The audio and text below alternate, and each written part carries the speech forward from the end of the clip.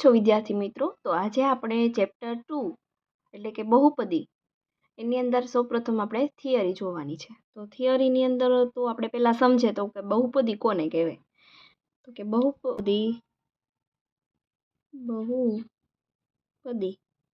બરાબર આપણે શું લખી શકીએ? તો કે બહુ પ્લસ પદો લખી શકીએ, એટલે કે બહુ એટલે વધારે અને પદો એટલે કે પદોની સંખ્યા. તો પહેલા આપણે આવે છે ચલ કોને કહેવાય.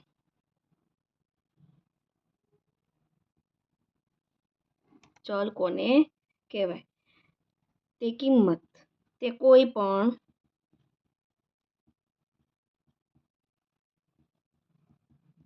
કિંમત ધારણ કરી શકે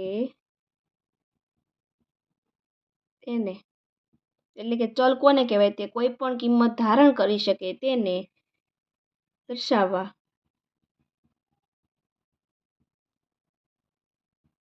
માટે એક્સ વાય ઝેડ પી ક્યુ આર વગેરે સ્મોલમાં ઉપયોગ થાય છે. શેમાં ઉપયોગ થાય છે? સ્મોલ અક્ષરોમાં. સ્મોલ મૂળા અક્ષરોનો ઉપયોગ થાય. જો આની અંદર શું કહેવા માંગે છે કે ગમે આપણે મૂળાક્ષરો ધારી શકીએ એને શું કહેવામાં આવે છે? ચલ કહેવાય છે. એક્સ વાય ઝેડ એ પણ કેવા ધારી શકાય? તો કે સ્મોલ અક્ષરોમાં ધારી શકાય છે. હવે એની અંદર આવે છે એક ચલ બહુપદી કોને કહેવાય છે, એ આપણે સમજવાનું છે. તો લખીએ આપણે એક ચલ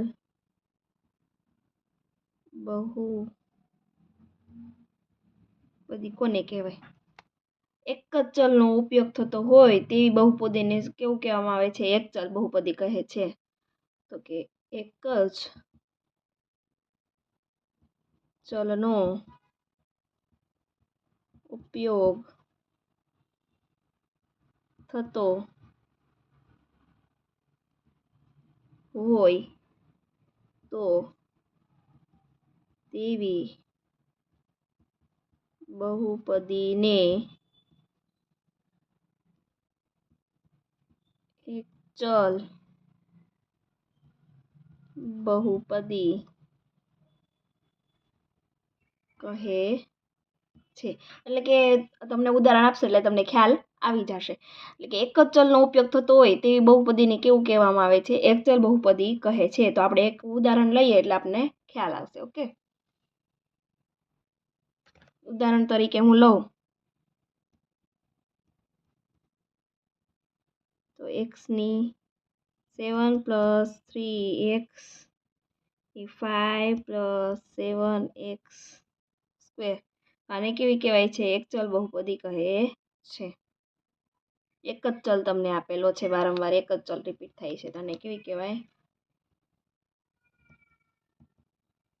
એક ચલ બહુપદી. ઓકે, હવે બહુપદીની ઘાત ઉપર આપણે જોવાનું છે. મતલબમાં બહુપદીની ઘાત કોને કહેવાય મતલબમાં. ઓકે, તો આપણે સમજીશું બહુપદીની ઘાત. બહુપદીની ઘાત કોને કહેવાય એ સમજીશું. બહુપદીમાં રહેલા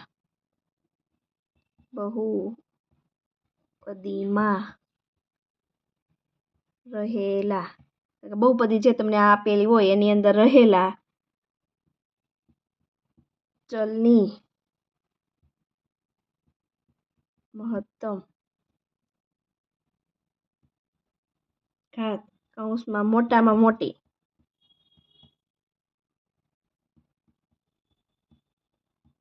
મોટી ઘાતને આપેલ બહુપદીની ઘાત કહે છે. હવે તમને ખ્યાલ જ છે આ યુનિટ નંબર 1 ની અંદર તમે ઘાત અને ઘાતાંકના નિયમો, મતલબમાં ઘાતાંકના નિયમો ભણી ગયા છો. એટલે મતલબ એક્સની ઉપર જે ઘાત હોય એને શું કહેવામાં આવે છે? બહુપદીની ઘાત કહેવામાં આવે છે. એ જ રીતે આની અંદર બહુપદીની ઘાત તમને પૂછે આ એક્ઝામ્પલની અંદર, તો તમે શું કહી શકો? તો કે મોટા મોટી પહેલાં તમારે જોવાની, એક્સની ઉપર મોટા મોટી ઘાત કઈ છે? તો 2 છે, 5 છે ને 7. મોટી કઈ થશે? તો કે 7 થશે. ઓકે, તો આપણે આની અંદર બહુપદીની ઘાત કેટલી ગણીશું? તો કે બહુપદીની ઘાત કેટલી છે? 7 છે એમ ગણીશું. ઓકે, તો એને બહુપદીની ઘાત કહેવામાં આવે છે. હવે બહુપદીના પદોની સંખ્યાના આધારે પ્રકાર પાડવામાં આવે છે કે એકપદી છે, દ્વિપદી છે કે ત્રિપદી છે. ઓકે, તો આપણે જોઈશું તો કે બહુપદીના પદોની સંખ્યાને આધારે પ્રકારો. બહુપદીની સંખ્યા કેટલા પદો છે એના આધારે આપણે શું કરવાનું છે? તો કે પ્રકારો નક્કી કરવાની છે. એટલે મતલબમાં કેવા પ્રકારની બહુપદી છે એ નક્કી કરવાનું છે. ઓકે, તો એની અંદર આપણે એકપદી સૌપ્રથમ કઈ જોશું? એકપદી.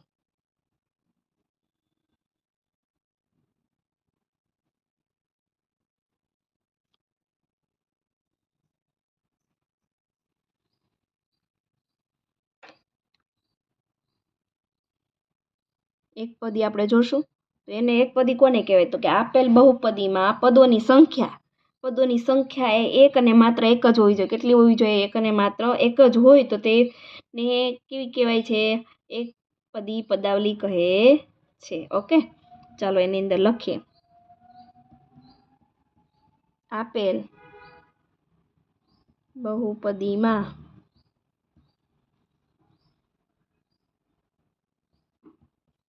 પદોની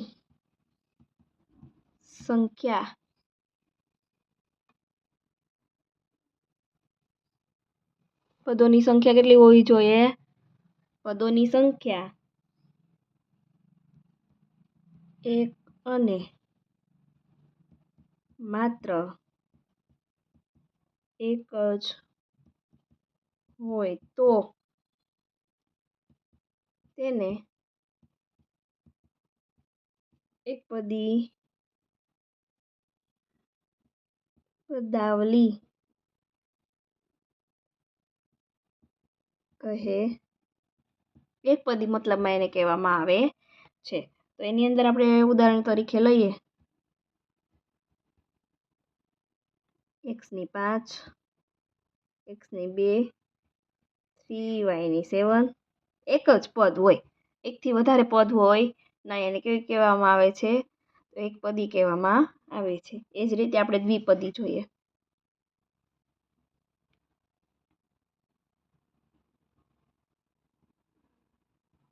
દ્વિપદી. ઓકે, દ્વિપદી કોને કહેવાય? તો કે આપેલ બહુપદી છે, બહુપદી તમને આપી દીધેલી હોય એ બહુપદીની અંદર સંખ્યા કેટલી હોય? બહુપદીના પદોની સંખ્યા 2 હોય તો એને કેવી કહેવામાં આવે છે? દ્વિપદી કહે છે. તો આપણે શું લખીશું? તો કે આપેલ, શું લખવાનું છે? આપેલ બહુપદીમાં પદોની સંખ્યા કેટલી હોવી જોઈએ? પદોની સંખ્યા 2 હોય તો તે પદાવલીને દ્વિપદી પદાવલી કહે છે. ઓકે, જેની અંદર 2 પદ હોય એને કેવી કહેવાય છે? દ્વિપદી કહે છે. ઓકે, સમજાઈ ગયું? ચાલો હવે આપણે જોશું ત્રિપદી. હજી દ્વિપદીના આપણે ઉદાહરણ રહી ગયા, સોરી. ચાલો દ્વિપદીના ઉદાહરણ જોઈ લઈએ. તો એમાં 2 પદ હોવા જોઈએ. તો ઉદાહરણ તરીકે આપણે લઈએ 3y² - 7. એવા 1 અને 2 પદ. ઓકે, બીજું આપણે જોઈએ 7x ની 9 પ્લસ 3x ની 7. આની અંદર એ કેટલા પદો આવ્યા? તો કે 2 પદો આવ્યા. એટલે કેવા કહેવાય? દ્વિપદી કહે છે. હવે આપણે જોઈશું ત્રિપદી.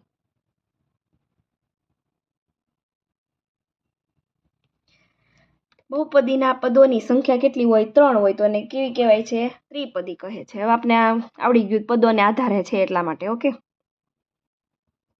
એક તમને વ્યાખ્યા લખતા આવડે એટલે બીજી તમને આવડે. આપેલ બહુપદી પદીમાં પદોની સંખ્યા 3 હોય તો તે પદાવલીને ત્રિપદી કહે છે. 3 પદો હોય ને તો કેટલી શું કહેવામાં આવે છે? તો કે ત્રિપદી કહે છે. તો આમાં આપણે એક એક્ઝામ્પલ જોઈ લઈએ. ઉદાહરણ જોઈએ તો 3 પદ હોય, મતલબ એકાદું ઉદાહરણ લઈએ રે.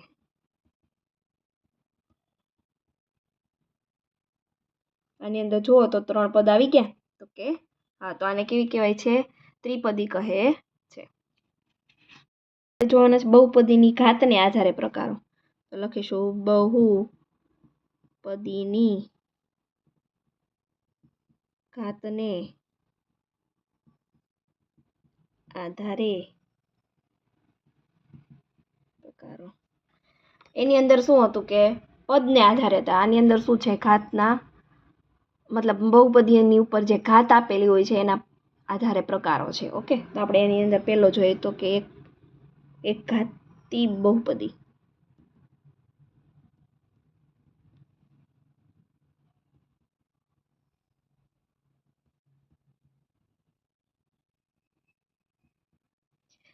તો એક ઘાતી બહુપદી કોને કહેવાય? તો બહુપદીની ઘાત કેટલી હોય છે? 1 હોય તો તેને કેવી કહેવાય છે? એક ઘાતીય બહુપદી કહે છે. મતલબ આની અંદર આપણે શોર્ટમાં લખી શકીએ આપણી રીતે કે બહુપદીની ઘાત કેટલી હોય? બહુપદીની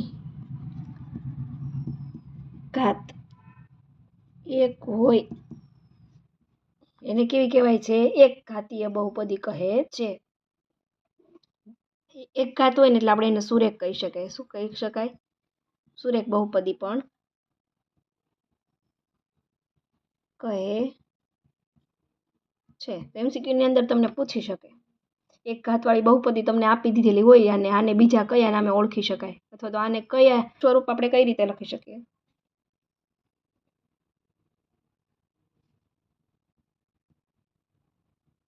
વ્યાપક સ્વરૂપ.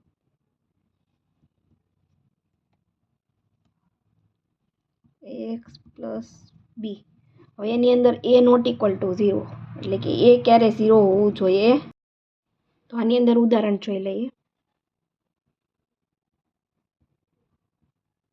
તો ઉદાહરણની અંદર આપણે લખી શકીએ ઘાતને આધારે, એટલે તો કે એક જ ઘાત હોવી જોઈએ મતલબમાં. તો 5x + √3 અને બીજું એક એક્ઝામ્પલ લઈ લઈએ તો √3x. ઘાત આની ઉપર કંઈ ના હોય તો એક તો હોય જ, એટલે સુરેખ કહી શકીએ. ઘાતવાળી જોઈ લીધી. હવે કઈ જોવાની છે? દ્વિઘાતવાળી જોવાની છે. કઈ જોવાની છે? દ્વિઘાતવાળી. દ્વિઘાતવાળી જોઈએ.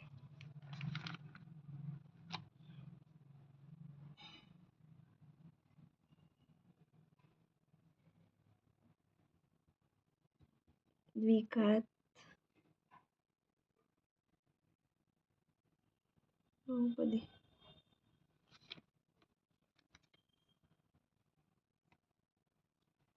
તો એની અંદર શું લખી શકીએ? બહુપદીની ઘાત કેટલી હોય? 2 હોય. એનું એ જ વાક્ય, 1 ની જગ્યાએ 2. બહુપદીની ઘાત 2 હોય તેને કેવી કહે છે? દ્વિઘાત બહુપદી કહેવાય છે. તેને દ્વિઘાત બહુપદી કહે છે. તો એનું વ્યાપક સ્વરૂપ આપણે લખીશું. વ્યાપક સ્વરૂપ કોને કહેવાય? તો કે વ્યાપક સ્વરૂપ. એનું વ્યાપક સ્વરૂપ શું થાય છે? તો એની અંદર કેટલા પદો હોય? ઘાત તો 2 હોવી જોઈએ. પદોની અંદર કંઈ ઓલું છે નહીં. ax² + bx + c આવી ગઈ ને 2 ઘાતવાળી. a નોટ ઇક્વલ ટુ 0, મતલબ a 0 હોવું જોઈએ નહીં, કેમ કે આની અંદર 2 ઘાતવાળા પદની જરૂર છે એટલા માટે. અને એ બી ક્યાંથી લેવાનું છે? Belongs to R. માંથી. તો આપણે ઉદાહરણ લઈ લઈએ.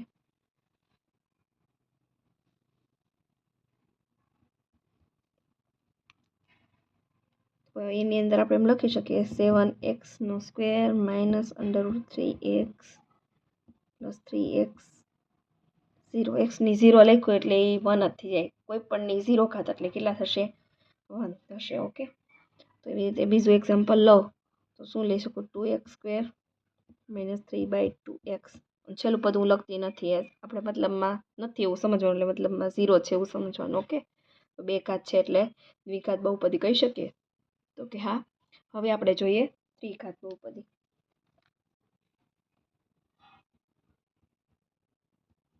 ત્રિઘાત બહુપદી. ત્રિઘાત બહુપદી કોને કહે છે? બહુપદીની ઘાત કેટલી હોવી જોઈએ? 3 હોવી જોઈએ. તો લખીએ, નાખીએ. બહુપદીની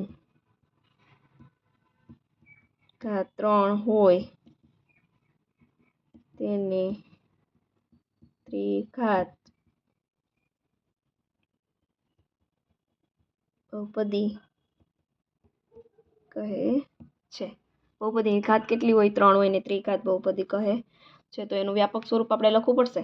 ઓકે, હા, વ્યાપક સ્વરૂપ. એની અંદર કેટલી આવશે? 3 ઘાત આવશે, એટલે x ની 3 ઘાત plus bx² plus cx plus d. તો એ નોટ ઇક્વલ ટુ કેવું હોવું જોઈએ? 0. એ બી ક્યાંથી લેવાના? abc અને d ક્યાંથી લેવાના? બિલોંગ્સ ટુ r માંથી. ઓકે, હવે ઉદાહરણ જોઈ લઈએ આપણે એકાદ બે. એક્ઝામ્પલ તરીકે આપણે લઈ લઈએ. ધારો કે મારી પાસે 3 ઘાતવાળી લેવાની છે, એટલે હું અહીંયા 9z ની 3 ઘાત પ્લસ 2z ની 2 ઘાત plus 4z plus d. Okay, 3 ઘાતવાળી બહુપદી લીધી છે. તો અહીંયા આપણી થિયરી પૂરી થઈ છે. હવે આપણે જોઈશું ઉદાહરણ નંબર 1. ઓકે, ઉદાહરણ નંબર 1ની અંદર તમને શું કહેવા માગે છે? તો ઉદાહરણ નંબર 1 કહે છે, નીચે આપેલ બહુપદીની ઘાત તમારે જણાવવાની છે. શું કરવાનું છે? બહુપદીની ઘાત તમારે જણાવવાની છે. જે તમે ઉપર જ થિયરી ભણી ગયા છો, તો થિયરીની અંદર શું કીધું છે? ઘાતને આધારે, આની અંદર તમને એમ કીધું ઘાત તમારે જણાવવાની છે, ઘાતને આધારે તમારે નક્કી કરવાની છે. ઓકે, તો સૌથી મોટામાં મોટી તમને થિયરીની અંદર કીધેલું જ હતું કે સૌથી મોટામાં મોટી ઘાત એ તમારી બહુપદીની ઘાત થશે. ઓકે, તો અહીંયા એ જ કીધું, નીચે આપેલ બહુપદીની ઘાત જણાવવાની છે. તો આની અંદર તમે જુઓ, x 2 વાર અહીંયા છે. હવે એની મોટામાં મોટી ઘાત તો કે 4 છે ને અહીંયા 5 છે, તો મોટામાં મોટી કેટલી થશે? 5 થશે. તો આપણે શું લખી શકીએ? ચલનો મહત્તમ ઘાતાંક કેટલો છે? 5 છે. તેથી બહુપદીની ઘાત કેટલી થાય? તો કે 5 થાય. તો આપણે લખી શકીએ, ચલનો મહત્તમ ઘાતાંક કેટલો છે? તો કે 5 છે. તેથી બહુપદીની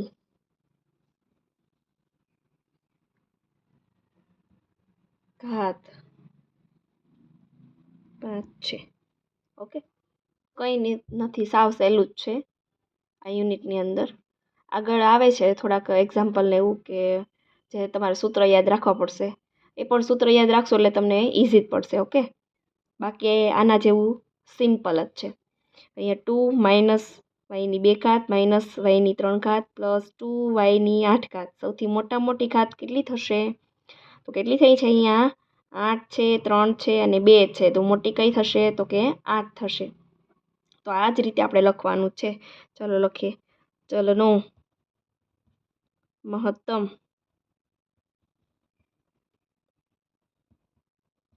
ઘાતાંક કેટલો છે? તો કે 8 છે. તેથી બહુપદીની ઘાત કેટલી થશે? 8 છે. હવે અહીંયા તમે એમ કહેશો કે અહીંયા તો આપણે બહુપદી આપી દીધી લેતી, અહીંયા તો ખાલી ઓનલી ફોર શું આપ્યું છે? 2 જ આપ્યું છે. 2 એનું આપ્યું હોય, પાછળ ચલ નો આપ્યો. ચલ એટલે કે XYZ કોઈ પણ.